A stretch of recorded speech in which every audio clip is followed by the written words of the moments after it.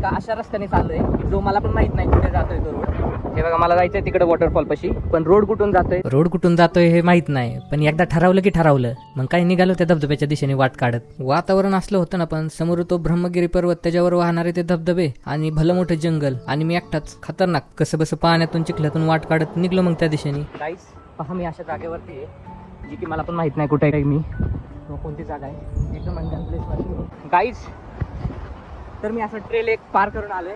आता ह्या जागेवरनं चाललोय, माहित नाही त्या धबधब्यापर्यंत रोड जाईल का नाही, पण पाहूया. एकटाच आहे मी, पाऊस आला तर काय वाट लागणारच आहे, काहीच नाही तयारी. आपण तिकडून पाहून इथं आलोय अशा रोडनी, आणि हा समोर ही मंजिल. क्या बात आहे भाई. 3 टप्प्यात कोसळणारा हा धबधबा आणि त्याचा हा शेवटचा टप्पा.